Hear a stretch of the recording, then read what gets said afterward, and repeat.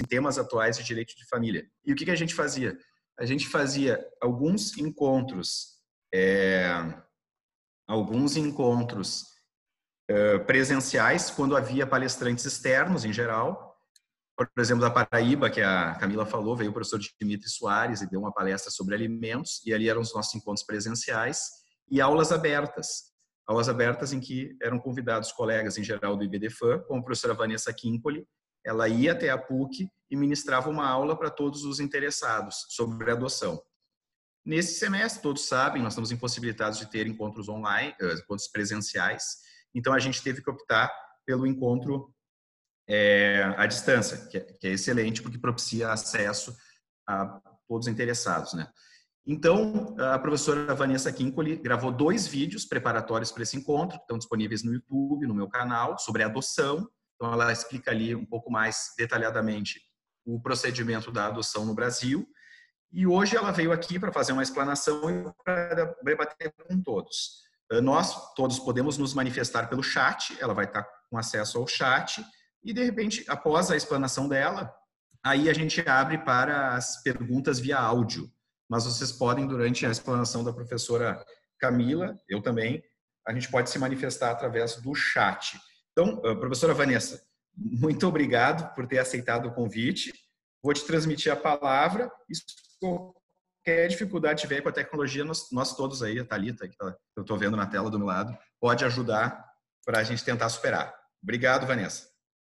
Bom dia então a todos. Eu que agradeço o convite, professor Daniel, eu fico muito feliz. É muito gratificante, mais uma vez, falar sobre adoção, e porque realmente é um tema que necessita da atenção de todos, né? Não só uma questão de ser uma matéria necessária na graduação, mas porque é importante que todos nós tenhamos uma ideia do procedimento da adoção e dos problemas também que ela enfrenta, né? Porque todos nós podemos também ajudar e passar as informações para as pessoas sobre a adoção. Bom, pessoal, o que eu queria conversar com vocês, assim? Em primeiro lugar, eu vou falar sobre o procedimento da adoção, mas eu queria chamar a atenção de vocês para o que todo mundo mais fala em relação à adoção, que é: por que demora tanto? Por que demora tanto? Tem famílias que ficam anos na fila, 2, 3, 4 anos. Eu vou falar para vocês que eu fiquei muito surpresa. Eu achava que demorava em razão do procedimento, da burocracia, enfim, em relação ao procedimento da adoção, mas não. A questão da demora se dá em razão do perfil escolhido. Porque a maioria deseja, então, uma criança até 2, 3 anos, branca, olho claro, cabelo claro, sem irmãos, que não tenha nenhuma doença, por exemplo. Então, realmente, esse perfil demora muito, né, até chegar, porque a maioria chega, já vai para os primeiros ali da fila e o pessoal vai esperando. Enquanto isso, muitas crianças negras, pardas, adolescentes, que possuem irmãos, porque a regra é que, de preferência, né, adotar, então, os irmãos, crianças com deficiência, crianças que possuem alguma doença, elas vão ficando e restando no abrigo por longos e longos anos. E aí também nós temos um outro problema, que é o que acontece com essa criança e com esse adolescente quando atinge 18 anos? Para onde eles vão? Então, o município tem que ter as chamadas repúblicas, que são para as pessoas que têm entre 18 e 21 anos. Tá, tudo bem. Geralmente, elas, se existem, existem em condições bem precárias. Mas e depois dos 21 anos?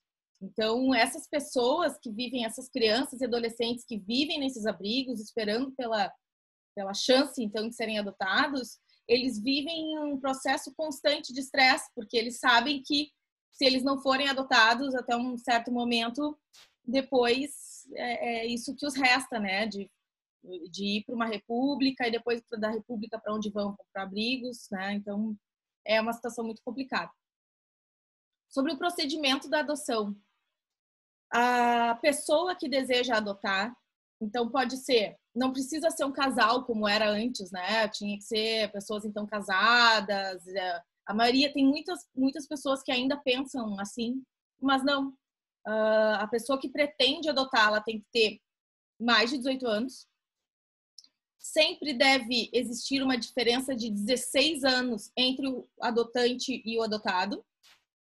Essa pessoa pode ser, não interessa o sexo da pessoa, né, se é homem, se é mulher, ou a orientação sexual, se é hétero ou homo. Pode ser um casal, sim, ou de cônjuges ou de companheiros. E, inclusive, se o casal que estava casado ou em união estável ingressou no processo de adoção, só que eles acabaram se separando ou se divorciando ao longo do processo, ou principalmente mais ao final do processo, a eles é concedido, sim, a adoção daquela criança, desde que eles tenham um acordo em relação à guarda, visita, né? Porque aí vai ter que ter guarda unilateral ou guarda compartilhada, né? Como que fica essa questão das visitas? Então, eu também acho interessante passar isso para vocês. Eu estou tentando aqui, professor Daniel, compartilhar a tela, mas eu não sei se eu vou conseguir. Deu certo? Deu? Ai, que bom. Só que, porque eu queria colocar os slides. Deixa eu ver se eu consigo. Aí tu tem que abrir os slides em um arquivo no computador e uma vez aberto no share screen, ali no compartilhamento de tela, aparece para nós. Tá, vocês estão vendo ali que está escrito apresentar? Deixa eu ver. Vocês estão vendo a adoção? Eu acho que eu não sou muito boa. Sim? Ai, que bom. Então, isso aqui eu estou aprendendo agora com vocês. Bom. Acho que só ajustar um pouco aí com Ctrl menos tela.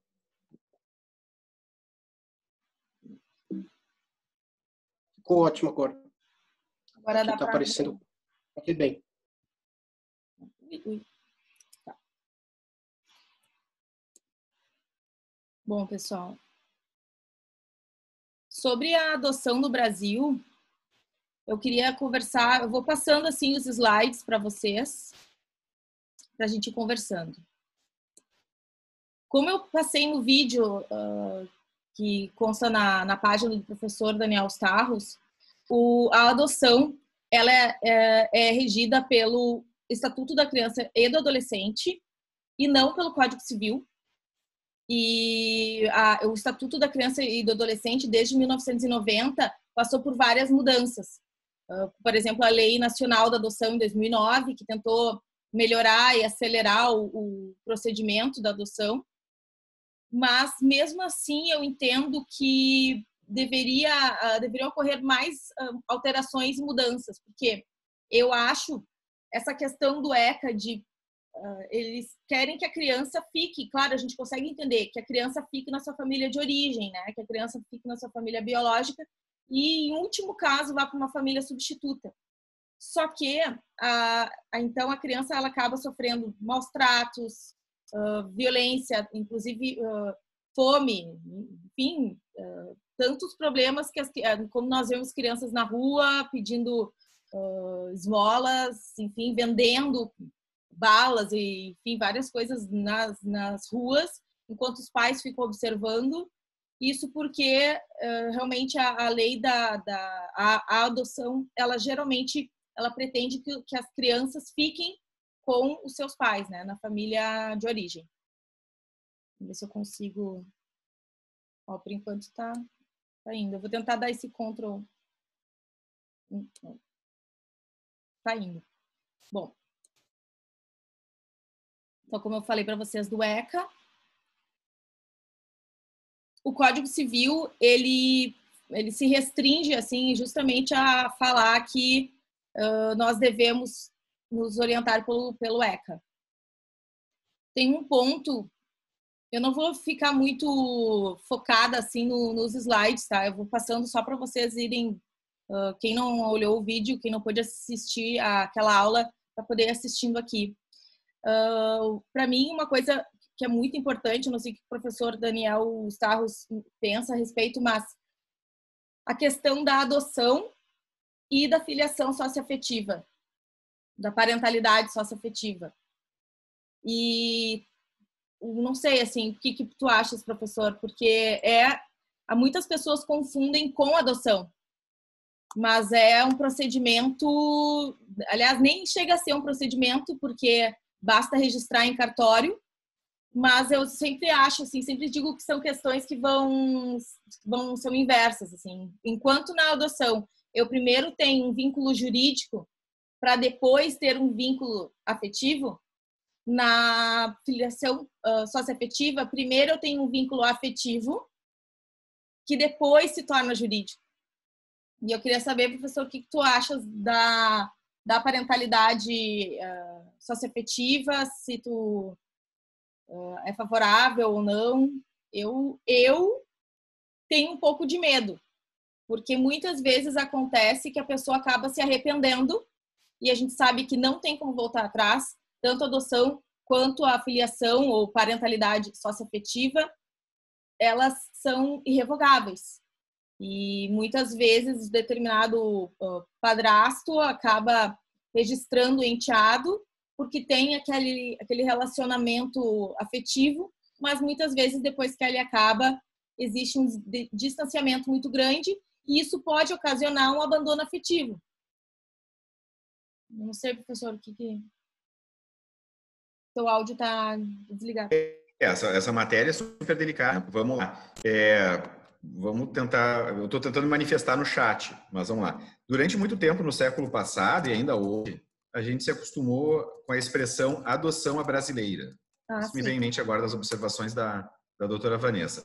Adoção à brasileira, isto é, o cidadão ia no registro público e registrava a criança indicando que era pai dela, quando ele sabia que não havia vínculo biológico com, por exemplo, o bebê ou com a criança.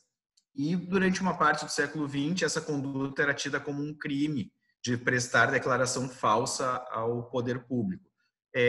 Hoje em dia se entende que esse tipo de declaração, pelo menos aqui no Rio Grande do Sul, não é mais considerado um crime, porque justamente ele está manifestando que tem um vínculo socioafetivo com aquela criança que, no mais das vezes, é filha da sua companheira ou da sua esposa e não tinha pai conhecido. Bueno, uma outra questão me parece importante, tudo a ver com o que a professora Vanessa falou. O CNJ autorizou, alguns anos atrás, o reconhecimento extrajudicial da filiação socioafetiva.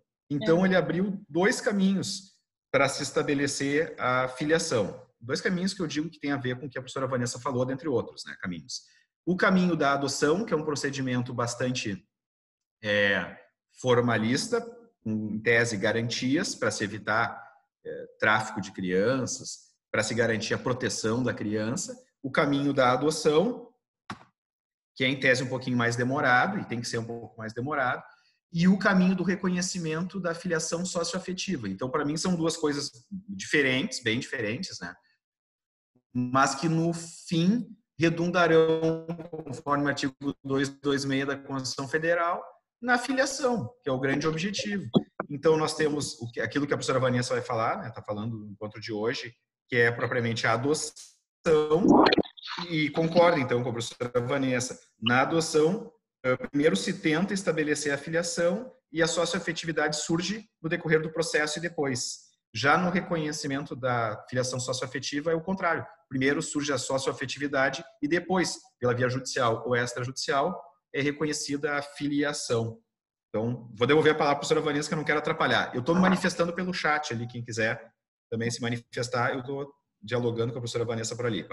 Obrigada, professor, porque justamente eu coloquei aqui na tela a parte da filiação socioafetiva, porque então existe muita confusão entre a adoção dirigida, a adoção à brasileira, a adoção correta, né, a adoção mesmo, o procedimento da adoção, e a questão da filiação socioafetiva. Tá? A adoção brasileira, como o professor Daniel comentou, então é quando eu registro no meu nome uma criança que não é meu filho. Então, geralmente, ocorre quando essa criança é deixada, né, aos meus cuidados pela mãe, e a mãe não tem condições de cuidar do filho e desaparece, ou, enfim, vocês sabem que tem essa história de quantos pais quantas pessoas que abriram a porta e tinha uma criança numa caixa de sapato, ou acharam uma criança, enfim, e elas não querem entregar essa criança à adoção, porque elas querem ficar com essa criança, então elas registram o seu nome, essa criança. E isso sim é a adoção brasileira, né? E ela é proibida porque justamente a intenção é evitar tráfico de crianças, tráfico de bebês, de menores.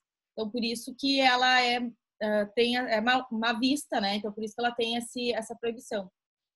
Daí se discute muito em relação à adoção dirigida, que é quando uma mãe que não tem condições de cuidar daquela criança, mas conhece um casal que tem condições de cuidar dessa criança, então ela vai e entrega para aqueles pais, ela escolhe aqueles pais. Eles detêm a guarda da criança e aí ingressam com o processo de adoção. Mas mesmo assim isso é muito discutido, porque nesse processo de adoção a mãe biológica teria que participar dizendo que ela consente, que foi escolha dela. Então, assim, eu andei pesquisando bastante sobre isso e eu acho que é muito complicado e deveria ser revisto, porque eu acho que deveria ser facilitado isso. Deveria ser facilitado. Embora todas esses nenês, essas crianças que são muito pequenas, elas não ficam muito tempo no abrigo, né? Porque geralmente é o que as pessoas querem, eles querem bebês, né? Querem crianças pequenas. Enquanto, então, as demais ficam, como eu falei anteriormente, nos abrigos. A questão da filiação socioafetiva ou parentalidade socioafetiva, e nós falamos em parentalidade porque ela engloba a maternidade e a paternidade, porque muitas vezes é só a mãe que acaba reconhecendo aquela maternidade ou só o pai reconhecendo aquela paternidade. O CNJ, no ano passado, o provimento 83, ele fez, então, uma regra que limita o critério etário, porque antes não havia idade, né? Agora são pessoas acima de 12 anos. Então, eu acho que aí começa a ser mais direcionado, né? Porque parece muito fácil essa questão da filiação socioafetiva, né? Simplesmente vai no cartório e registra. Só que as pessoas não têm ideia de todos os reflexos, porque esse pai e essa mãe passa a ter o poder-dever do poder familiar, claro, como se filho biológico fosse, mas isso gera direitos sucessórios, por exemplo. E a maioria das pessoas não pensa nisso, não reflete sobre isso, né? Gera direitos sucessórios dos dois lados, tanto desse pai ou dessa mãe em relação à criança, quanto da criança em relação a esse pai e essa mãe. Outra coisa, também não é só o vínculo entre pai, mãe e criança, gera o vínculo também dos avós, né? Gera o vínculo em relação aos filhos que esse pai e essa mãe também tinham. Então, é importante também lembrar disso, lembrar que existem os irmãos, lembrar que existem os avós, e essa criança também passa a ter direitos e deveres em relação a eles. Então, eu acho bem importante pensar nisso também. Por isso, porque eu acho que o procedimento da adoção ele é vantajoso, porque, então, entrando no procedimento, após ingressar com o pedido na vara da infância e juventude da sua cidade, existe uma série de documentos que a pessoa interessada deve levar, enfim, é assistida por um advogado privado ou defensor público, e ela passa pelo processo de habilitação. Nesse processo de habilitação, será visto se ela tem condições de ter essa criança, condições de compreender que ela vai se tornar pai ou mãe. Então, eu acho que essa pessoa consegue passar por uma gestação na mente dela. Não sei se eu se eu consigo ser clara no que eu quero dizer, porque quando tu tem um filho biológico, tu fica 9 meses compreendendo que tu vai ser mãe, pai, né? Não é algo assim imediato. E no processo de adoção também é algo que vai demorar, mesmo que demore poucos meses, mas tu tem esse procedimento pela espera da criança, aguarda a criança, esses pais e mães passam por processos de estudo psicopedagógicos. E então eu acho muito interessante o procedimento da adoção. Depois de passar então por esse critério, então o juiz habilita. Essa habilitação tem duração de 2, 3 anos, acho que acredito que 3 anos. E nesse estudo, após esse estudo, é feito então um perfil. Os pais eles dizem qual o perfil que eles gostariam dessas crianças. Uma vez daí tendo esse perfil escolhido, eles vão para a fila da adoção. E aí pode demorar muito tempo ou não, dependendo do perfil escolhido.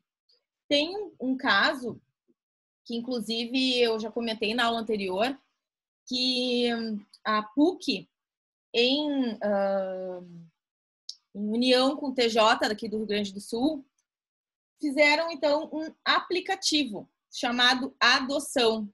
Está aqui na minha... É só escrever Adoção nos aplicativos que vai aparecer. Com esse aplicativo, o que acontece? Várias crianças que estão no Cadastro Nacional de Adoção, que hoje se chama Sistema Nacional de Adoção, essa alteração, essas pessoas conseguem ter acesso à relação de crianças e adolescentes que estão ali registrados, ver fotos, vídeos dessas crianças para conhecê-las assim, melhor e obter mais detalhes a respeito dessas crianças, até favoritar essas crianças. Porque o que acontece? Tem um caso que está no YouTube, muito bonito, que era então um casal que estava na fila de adoção, que queria uma criança branca, sem irmãos, até 3 anos. E eles estavam há muito tempo esperando. E parece que saiu no Jornal do Almoço, alguma coisa assim, a notícia desse aplicativo. E eles, então, a mulher baixou, começou a olhar e adorou um casal de irmãos, adolescentes já, que estavam nesse aplicativo aqui. Estavam no Cadastro Nacional de Adoção e no aplicativo. E, enfim, eles pediram para conhecer essas crianças, passaram por um processo assim de aproximação, de adaptação, e hoje eles formam uma família. Então, se não fosse esse aplicativo que aproximou as pessoas que desejavam adotar dessas crianças mais velhas, que a gente chama de adoção tardia, e que poucas chances normalmente teriam, com esse aplicativo as pessoas puderam ter contato com essas crianças e se afeiçoarem com elas. E aí isso possibilitou, então, essa adoção. Então, eu achei muito interessante. Eu acho que isso deveria até ser mais... pessoas deveriam ter mais conhecimento a respeito disso. Eu achei muito interessante mesmo. Deixa eu ir passando, então. Bom, sobre modalidades de adoção, eu já falei um pouco sobre isso. Falei sobre adoção tardia, a adoção interétnica, porque nós podemos ter vários tipos numa só, né? Porque, então, adoção tardia de crianças de mais de 3 anos, interétnica, que é, então, quando tem a diferença, por exemplo, um casal negro adota uma criança branca. Adoção unilateral. A adoção unilateral, pessoal, é o seguinte, não é quando uma pessoa só adota e então é uma família monoparental, que é só o pai e a criança, ou a mãe e a criança. Não.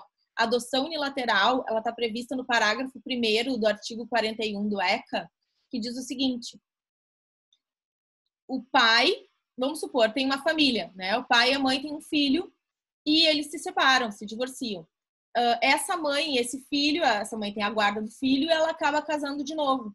E esse padrasto se afeiçoa muito à criança e então deseja adotá-la. O que geralmente eu vejo, assim, que, principalmente agora em razão à questão do provimento de CNJ e a questão da filiação socioafetiva, é então que eles acabem registrando esse pai, esse padrasto que se entende pai, né, daquela criança, e aquela criança tem esse vínculo de afeto, se entende também filha desse pai, eles fazem o registro dessa filiação. Se for um caso de parentalidade socioafetiva, esse registro, esse reconhecimento da paternidade não desvincula a paternidade biológica daquele pai. Essa é uma situação. Agora, na adoção unilateral, vamos supor que então esse padrasto deseja adotar essa criança. Só será possível com a destituição do poder familiar daquele pai biológico. Então, são situações bem diferentes, né? Um gera multiparentalidade, no caso da filiação socioafetiva, e o outro não, né? Muitas vezes acontece que aquele pai, o pai biológico faleceu, e aí o padrasto acaba adotando a criança. Então, ele já não tinha o poder familiar do pai, né? Ou pode ocorrer o abandono material e efetivo daquele pai, e aí então o padrasto ingressa com pedido de adoção unilateral. Então, essa é a adoção unilateral, e essa é a diferença da adoção unilateral, que possui todo um procedimento da adoção, e a diferença, então, da paternidade socioafetiva. Vocês têm alguma pergunta? Eu não sei acessar o chat e compartilhar a tela ao mesmo tempo, eu acho. O Helder fez uma pergunta muito boa antes, ali o Helder, eu ia deixar para te perguntar quando desse a oportunidade. Onde é que está a pergunta do Helder? Se a adoção seria mais demorada do que o reconhecimento da filiação socioafetiva. Não, desculpa, agora eu encontrei aqui. Se o procedimento da reconhecimento da filiação socioafetiva é muito mais simplificado do que o da adoção. Ele pergunta se está correto esse raciocínio dele. Sim, é muito mais rápido. Lembrando que existe essa regra, o provimento 83 de 2019, da questão da idade dessa criança, né, que terá a sua filiação reconhecida, filiação socioafetiva reconhecida, porque basta, né? Primeiro tem que ter o vínculo do afeto, é aquilo que a gente conversou antes. Na socioafetividade, primeiro existe o afeto e depois o reconhecimento, né, dessa filiação. Enquanto na adoção, primeiro vem o vínculo jurídico e depois se constrói ao longo do tempo o afeto. Então, a adoção passa por todo um procedimento, como eu falei antes, de entrega de documentos, habilitação, estudo psicopedagógico, enfim, e o tempo de espera pela criança. Depois que se encontra a criança, é necessário fazer um período de convivência, que depois eu quero voltar nesse ponto. E aí depois sai a sentença constitutiva de adoção e que essa criança aí passa a ter o sobrenome daquele que adotou. E então isso realmente precisa de um tempo maior. Enquanto na filiação socioafetiva bastaria, após o vínculo, após a construção do vínculo, ir no registro e reconhecer essa filiação.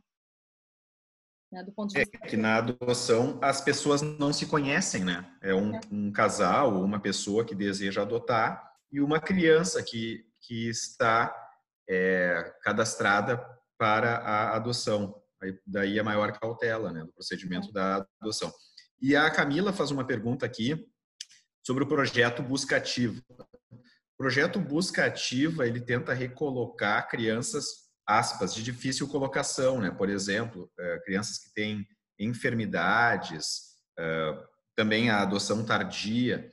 Já o aplicativo criado pela PUC, que a professora Vanessa citou, e aí a Camila perguntou, né? Foi um projeto da Escola de Informática, Escola de Tecnologia aqui da PUC, junto com o Ministério Público e o Poder Judiciário, inicialmente local, para tentar oferecer para todas as crianças, todos os adolescentes e todos os pais que estão no cadastro da adoção a oportunidade de se conhecer no ambiente virtual com muita cautela em relação à privacidade das pessoas envolvidas. E o CNJ acabou aprovando esse aplicativo, que começou na Escola de Informática da PUC do Rio Grande do Sul, para ser utilizado no Brasil inteiro. Essa é a pergunta da Camila, para falar um pouquinho mais do aplicativo, Vanessa. Tu que já usou ele bastante, se quiser ampliar aí. Eu achei fantástico, e lembrando que não basta, que não seria um delivery, né, de criança, né? Gostei dessa aqui, né? Cliquei e vou, não é assim. Também passa por um procedimento da adoção cauteloso, como o professor Daniel Starros comentou, porque é necessário para a própria segurança da criança, né? Porque esses pais não podem devolver a criança, né? Não é possível. Então passa por um procedimento, e uma parte do procedimento que é muito importante, que está na tela, é o ponto 6 ali, aproximação e convivência. É necessário passar por esse procedimento, essa parte aí do procedimento de aproximação e convivência. Porque eu, inclusive, estudando para a aula, eu li alguns textos e assisti um vídeo do relato de um homem que queria muito adotar uma criança, e quando chegou na parte do processo da convivência, ele não conseguiu sentir afeto pelaquela criança. Não conseguiu e teve que desistir. Então, como é importante... Claro, eu penso assim na tristeza dessa criança, fiquei pensando do lado da criança, mas se a pessoa não consegue nutrir um afeto, é melhor que essa separação, então, aconteça nesse momento, né? Antes, óbvio, da criação do vínculo jurídico, porque assim seria muito pior. Existem casos também que eu procurei, que eu li, em que, apesar da vedação da devolução da criança, porque é como se fosse um filho biológico, né? Não tem como devolver. Apesar disso, existem casos em que foi impossível a convivência. Foi um caso, por exemplo, esse que eu vou comentar com vocês, é de uma mãe. O que aconteceu? Era um casal que o homem queria muito adotar. Ok, adotaram, o casal adotou. Só que daí ele faleceu. E no que ele faleceu, ela não conseguia conviver com as crianças e houve todo um processo de abandono. E essas crianças acabaram voltando para o abrigo, porém, essa mãe foi indenizada em 500 mil reais, não sei se por criança ou pelas duas crianças, pelos irmãos, a título de indenização. E tinha que pagar um valor mensal, assim, enfim. Claro, se tenta buscar um valor em dinheiro, mas eu imagino o dano psicológico, emocional dessas crianças, né? Então, por isso, voltando à questão do processo ali de convivência, ele é muito importante. Ele é o estágio de convivência que se chama, né? Então, os pais passam a visitar o abrigo, passam todos os dias com as crianças em determinado horário, determinado período, e, pela lei, o prazo máximo seria de 90 dias, prorrogável por igual período, né? E nesse período do estágio de convivência, as assistentes sociais, toda a equipe interprofissional, ela está acompanhando essa criança e esse adolescente para saber se também é a vontade dela, como que ela se sente, né? Porque a gente fica focando muito na questão dos pais, mas é muito importante perceber como que a criança se sente em relação àquele pai e àquela mãe. E eu só queria voltar um pouco para mostrar para vocês na fase, então tem a fase inicial, que está no ponto 2, que é quando a pessoa então ingressa com o processo. Tem o ponto 3, fala da entrevista preliminar. Então, são algumas entrevistas realizadas com psicólogos, o estudo psicossociopedagógico, tinha falado só psicopedagógico. Então, nesse momento, ele passa por vários quesitos que eu até queria mostrar para vocês. Eu só não vou compartilhar a tela porque eu não quero estragar o que tá funcionando. Mas, por exemplo, quesitos para habilitação de pretendentes à adoção. Tá? Aqui, por exemplo, dar um exemplo das perguntas para vocês, que eu achei interessante porque eu não imaginava como elas eram. Então, lhes é perguntado: o pretendente tem exata compreensão do que é adoção e as suas consequências e implicações? Está ciente de que é irrevogável e irreversível? 2. Quais são as reais motivações do pretendente? Os motivos alegados são idôneos e denotam preparo para as consequências e implicações presentes e futuras da adoção? Então, por exemplo, outra que eu achei interessante. O pretendente realmente acredita que a filiação adotiva é tão importante e digna quanto a filiação biológica? Então, assim, são vários quesitos aqui, tem 15. Não vou ler todos aqui para vocês, mas eu acho muito interessante porque justamente faz a pessoa, obriga a pessoa a ter clareza sobre o que significa o processo de adoção e que ela possa se conscientizar mais, né? Que justamente seria nesse período de gestação, como se fosse esse período de gestação que corresponde ao processo de adoção.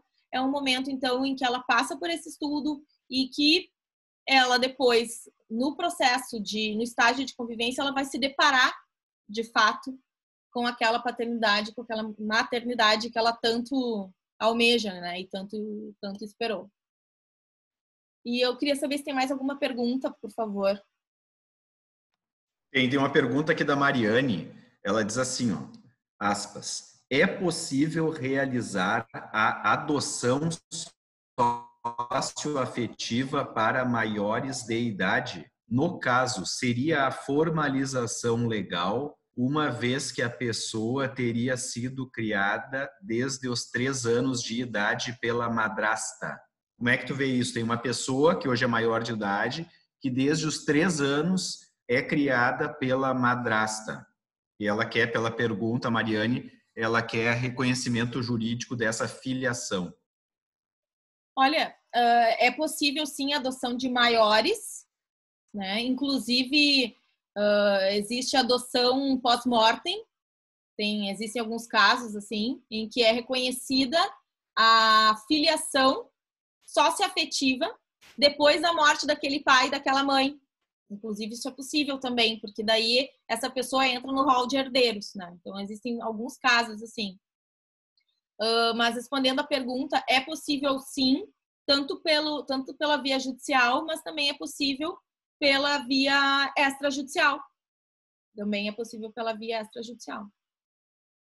Mas, assim, lembrando, pela via extrajudicial não existe a destituição do poder familiar dos pais biológicos, né? E pelo processo de adoção, sim. Daí existe, até eu tô dando uma olhada aqui, porque eu sempre penso na filiação socioafetiva nesse caso. Mas é possível, sim. Eu tô pensando em voz alta, ó, o nosso amigo Carlos Lamas, aí o Cacá lá de Pelotas, do IBDFAN, tá entrando também. E eu iria pelo caminho, nessa questão da Mariane, do reconhecimento da maternidade socioafetiva. Eu não invocaria a adoção nessa pergunta que a Mariane colocou. Estou pensando em voz alta. Não, mas porque se a senhora já é maior de idade, né? Então ela já tem 2 décadas, talvez, de convívio com a madrasta, que no exemplo da Mariane, imagino, ela desempenha a função materna e ninguém estaria se opondo a esse reconhecimento na família, pelo que eu estou imaginando. Vai lá, Vanessa, e depois o doutor Cacá, se quiser falar. Eu justamente entendo que é muito melhor a filiação, o reconhecimento da maternidade socioafetiva com reconhecimento em cartório. Muito melhor, porque vai gerar todos os mesmos direitos e deveres que seria tanto pela adoção propriamente dita, pelo processo da adoção, quanto se filho biológico fosse. Mesmo filho, não existem, então, categorias de filhos, né? Então, é a mesma qualidade da filiação, é a mesma filiação. Então, também acho muito melhor a questão da filiação socioafetiva. Eu estou acessando aqui o provimento 83 CNJ. Aí tem a pergunta do Dr. Carlos. Na verdade, tem uma pergunta aqui do Arthur. Eu falei para o Carlos que ele entrou, se ele quisesse manifestar.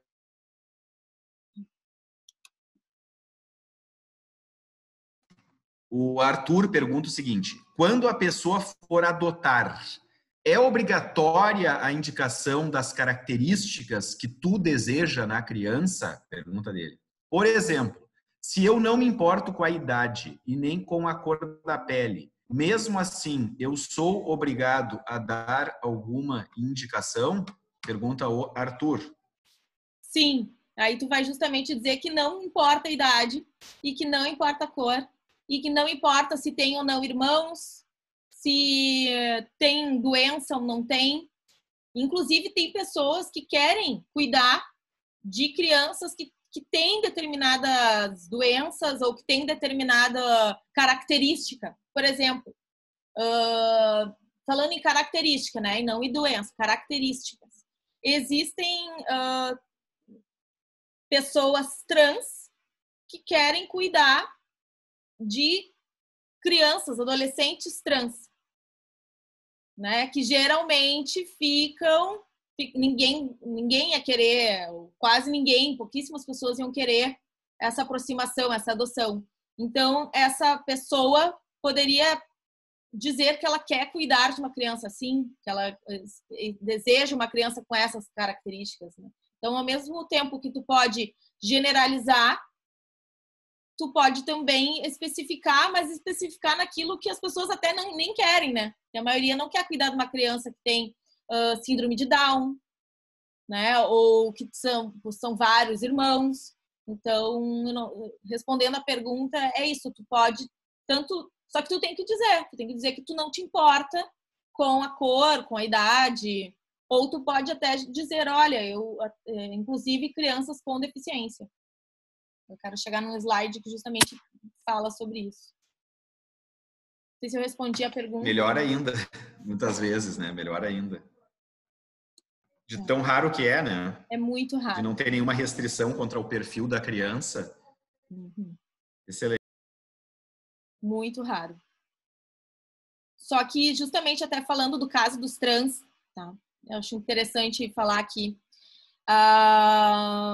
Já essa pessoa que me procurou para tratar sobre adoção, qual é o problema? Ela não é trans, mas tem um grande amigo trans que desejava adotar, mas segundo ela, eu quero ter acesso a esse caso melhor, eu quero ter acesso para poder estudar isso.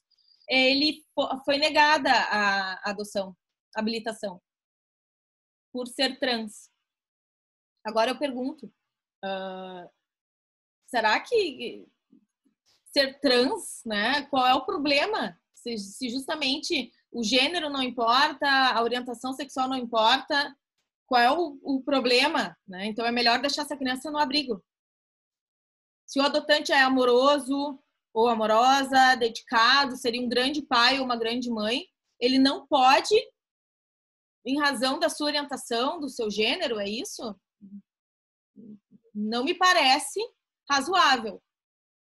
Não me parece nem um pouco razoável. Então, isso realmente eu quero pesquisar, quero até entrar em contato com essa pessoa, mas isso, para mim, é completamente absurdo. Completamente absurdo. Como eu falei para vocês, que eu ia mostrar no slide, diz assim, com deferimento do pedido de habilitação à adoção, os dados do postulante são inseridos no Sistema Nacional. Tá. Observando-se a ordem cronológica da decisão judicial. Ok. Então, aquele que está no período, que passou pelo período de habilitação primeiro, claro que ele está em primeiro lugar, nos primeiros lugares, né, na lista. E então, pessoal, tem mais de 40 mil pessoas que querem adotar, que desejam adotar, e 9 mil crianças, mais ou menos, aptas à adoção. Eu digo aptas à adoção porque existem mais 30 mil crianças, parece que também em torno de 40 mil crianças que estão em abrigos, que estão afastadas dos seus pais biológicos, mas muitas delas não estão aptas ainda à adoção, ou seja, elas ainda possuem poder familiar daquele pai, daquela mãe, ainda existe o vínculo. E como eu falei anteriormente, que o Estatuto da Criança e do Adolescente dá prioridade ao retorno daquela criança à sua família de origem, então muitos ainda estão passando por um processo em que esperam ainda voltar para a sua família de origem. Então, dessas 9 mil crianças aptas para a adoção, como vocês veem ali na tela, 74% são maiores de 5 anos. Então, já é uma adoção tardia. 65%, quase 66% são negras ou pardas. Mais de 25% têm doenças ou deficiências, pensa assim, né? Então, um quarto dessas crianças. E quase 60% têm irmãos. Então, isso demonstra, né, em contrapartida, que o número de crianças idealizadas é muito pequeno. É realmente muito pequeno. Essas crianças com menos de 3 anos, sem doenças, sem irmãos. Né? Então, por isso que demora muito, como ali diz. Né? Então, por que a espera na fila de adoção é tão grande? Né? Porque os abrigos seguem tão cheios enquanto tem quase 50 mil pretendentes. Então, porque justamente o perfil é muito restrito e as famílias realmente, pensando no filho idealizado, não seguem nesse perfil extremamente restrito. Vocês têm mais alguma pergunta sobre adoção homoafetiva? Até queria lembrar vocês que agora, em abril de 2020, completaram 10 anos que o CNJ, que o STJ permitiu a adoção por casal homoafetivo. Acho bem interessante, bem especial isso. E porque realmente eu sou muito contrária a qualquer tipo de preconceito. Então, seria um absurdo, né? Tem até um vídeo que eu passei numa das aulas, que eu gravei na segunda aula, que era um relato de pais homoafetivos. E aí tinha uma hora assim, e se você se perguntar, poxa, como é que essa criança vai crescer tendo 2 pais? E aí mostra cenas deles felizes, Natal, se abraçando, as crianças felizes por terem uma família, por terem pais amorosos. Daí a resposta, né? Não interessa, isso não vai causar um dano, né? Não é um absurdo. Então, eu espero que exista uma clareza maior ao longo do tempo, principalmente em relação a essa questão dos trans, que é uma realidade e vem crescendo o número. Então, nós não podemos vedar que eles sejam pai e mãe. Não sei o que vocês acham sobre isso. Bom, vamos lá. Eu vou transmitir as perguntas aqui do chat. Tu tirou agora compartilhamento de tela ou fui eu que me atrapalhei aqui e tirei o compartilhamento? Eu acho que tá verdinho aqui. Eu apertei sem algum botão e saiu aqui os slides, mas vamos lá. A Laura Rosito pergunta: há um processo para ingresso no Sistema Nacional de Adoção e após outro processo de adoção? São 2 ações distintas? Pergunta a Laura Rosito. O ingresso no sistema de adoção, como ocorre, e o processo de adoção ato contínuo. São 2 procedimentos distintos? Não, assim, é um procedimento que tu inicia na vara de infância e juventude, requerendo, então, a adoção, só que primeiro tu passa pela fase de habilitação. Primeiro tu passa por essa fase de habilitação, em que é feito o estudo psicossocial pedagógico. Tem todos aqueles quesitos, aqueles 15 quesitos que eu comecei a ler, eu li 3 para vocês, então é feito todo um estudo, uma entrevista preliminar em relação a esses pais. E assim que eles são aprovados por sentença, aprovação do pedido de habilitação por sentença, aí sim é feita a inscrição dos pretendentes no Sistema Nacional de Adoção. Então, tu não precisa peticionar novamente. Não sei se eu respondi a pergunta da colega. Acho que sim. Primeiro tem a habilitação e uma vez a partir da habilitação e do encontro da criança com um perfil que se encaixa, se abre propriamente dito o procedimento da adoção. Né? Primeiro habilita. Acho que tá. Primeiro habilita, passa para o Sistema Nacional de Adoção e aí depois que existe esse encontro da criança, passa por um estágio de convivência e aí sim que propriamente nós temos a adoção. Daí ela ocorre após esse estágio de convivência. E a Vitória pergunta, esses dias li uma reportagem de um casal americano que devolveu uma criança adotada porque depois de 3 anos de convívio, os pais adotantes descobriram que ela tinha autismo. Se fosse no Brasil, o que aconteceria com esses pais, já que a adoção é irrevogável? Aí acontece aquilo que a gente já comentou antes, né? Pode acontecer, é irrevogável, é irrevogável. Mas como naquele caso daquela mãe, então, que foi condenada a pagar 500 mil reais para aqueles irmãos, porque era impossível a convivência, né? Ela não quis, não queria, e não tinha como. Eu não sei como que funciona, porque eu nunca me deparei com um caso desses, exatamente. Nunca trabalhei com um caso desses. Mas eu entendo que as crianças elas acabam voltando para o abrigo, mas com recebem essa indenização. Eu só não sei se daí, se essa devolução já destitui o poder familiar dela ou não. Isso eu não sei, até porque os casos são muito raros, né? De devolução. Os casos são raríssimos. Eu encontrei 3 casos só de devolução. E nesses 3 casos não ficou clara essa questão da destituição do poder familiar dessas pessoas que devolveram. Não sei se o professor Daniel sabe exatamente como... Teve um caso famoso, vou pedir até ajuda aí para o doutor Carlos Lamas, doutor Welder e quem mais está aí na audiência, que é aquele caso de Minas Gerais, no qual a criança, que talvez fosse até adolescente, ela pega 5, 10 reais sem o pai ou sem a mãe ver para comprar pipoca, algo assim. E aí os pais justificam que não queriam mais ter contato com essa criança porque perderam a confiança nela e tentam devolvê-la.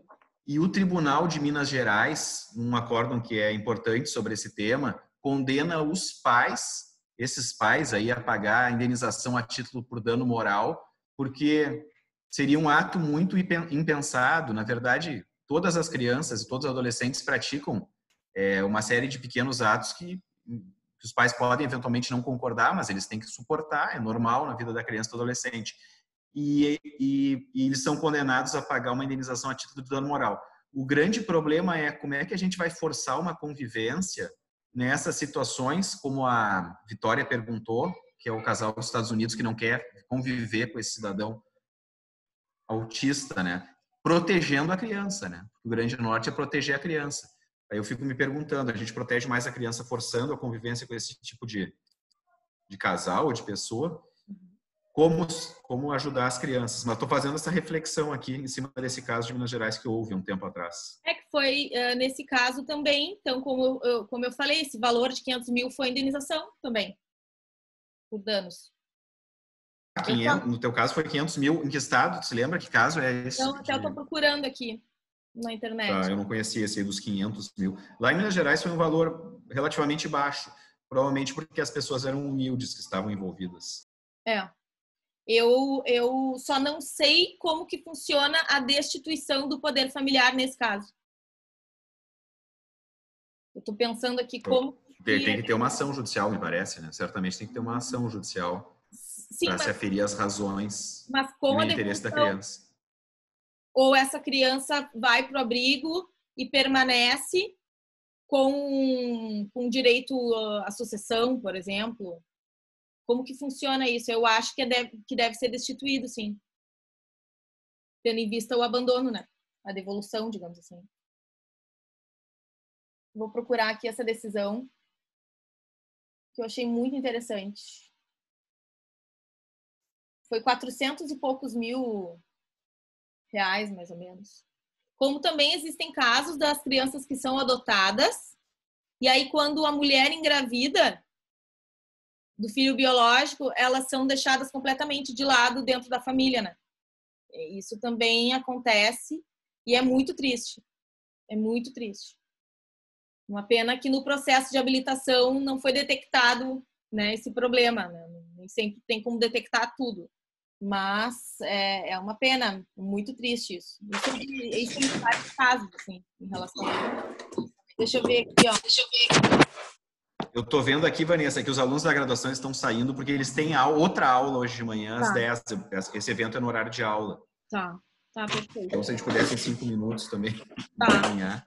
Tá, então depois eu vou passar para vocês, eu vou procurar essa decisão e eu passo por e-mail para o professor Daniel para vocês poderem ler aqui a decisão. Achei bem interessante. Tem aqui casos de 50 mil reais de dano moral para cada criança. E aí eu vou estudar essa questão de como funciona a destituição do poder familiar. Isso muito me interessa, apesar de ser extremamente raro casos de devolução, mas eu acho muito importante a gente saber. E só para terminar aqui, eu queria só constar só a informação da colega que havia perguntado do procedimento de habilitação e depois se tem um outro processo. É que o que acontece? Quando tu deseja tu manifesta o desejo de adotar, tu entra com esse pedido e aí primeiro tu tem o procedimento da habilitação, tá? Tu passa pela fase de habilitação.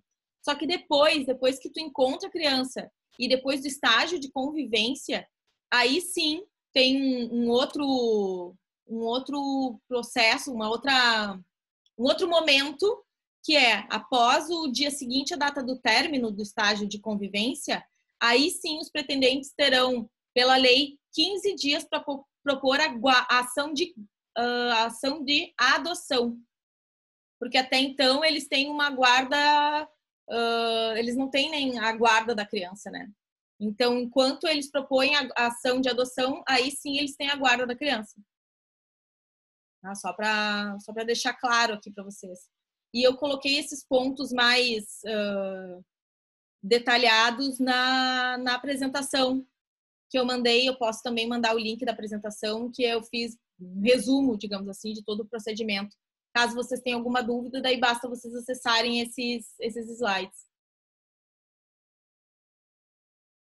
E aí é isso, também me coloco à disposição a responder depois as perguntas. Eu posso deixar meu e-mail, deixa eu ver se eu consigo sair do compartilhamento, e eu posso colocar o meu e-mail aqui no bate-papo, e aí eu posso responder as perguntas de vocês e possivelmente alguma pergunta que não pode ser respondida pelo tempo. Segue meu e-mail, aí eu fico em contato com vocês, inclusive depois eu mando a decisão. Eu queria agradecer muito a atenção de vocês. Muito obrigada pelas perguntas, muito obrigada pelo tempo de vocês, pelo interesse no tema.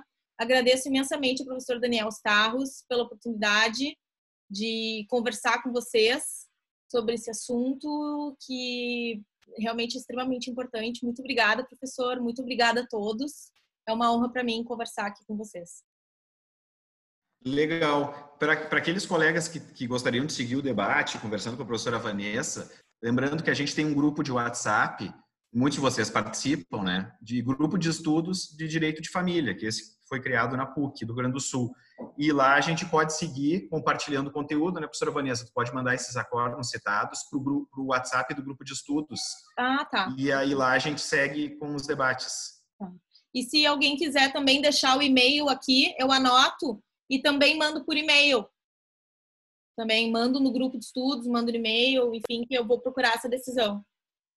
Perfeito. Perfeito. Quem tiver interesse, que caso ainda não esteja nesse grupo de estudos pelo WhatsApp, manda uma mensagem para mim pelo Instagram, por exemplo, ou se tiver meu e-mail, meu celular, com o número do celular que eu incluo.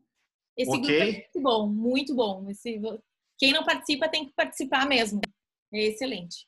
A gente debate pelo WhatsApp temas de direito de família. É. Bem, uma pena que a senhora Emily Batista entrou agora e a gente está encerrando. Mas, então, agradeço a atenção de todos, a participação.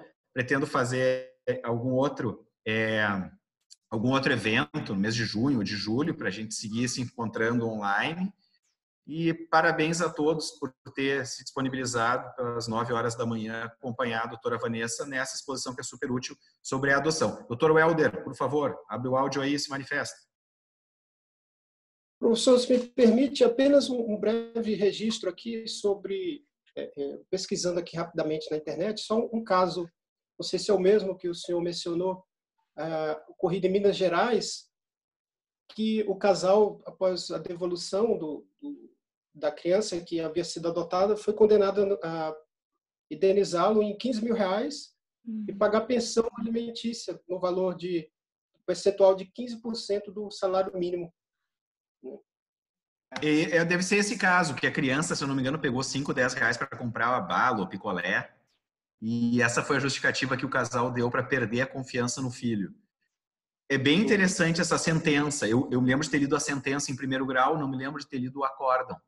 Se o doutor Welder, não sei se o senhor está no grupo de estudos nosso, pelo WhatsApp, se puder nos mandar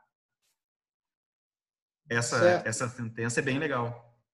Ótimo. Vou mandar para a doutora Vanessa, eu tenho o contato dela, eu vou encaminharei para ela. Obrigada. Então, é bastante interessante essa questão da responsabilidade civil no caso da devolução do adotado, né? Se é que se pode dizer assim, né? Então, eu encerro aqui minha parte. Nós tenhamos um entendimento sobre toda a estrutura, como que funciona isso, né? Eu acho realmente importante. Muito obrigada, colega. Muito obrigado, professor. Meus cumprimentos à professora Vanessa também. Muito obrigada. Uma excelente apresentação, brilhante, tá? Um abraço a todos aí. Obrigada, um abraço. Valeu, então, turma. Muito obrigado pela participação de todos. Muito obrigado, Vanessa, pela tua gentileza de elaborar esses vídeos, de estar com a gente hoje com essa apresentação, nesse tema que todos nós realmente temos que estudar, que é a adoção, para tentar ajudar a resolver tantas questões complexas como essas que foram trazidas. Valeu, turma! Agradeço. Tchau. Tudo de bom para vocês. Tchau, tchau.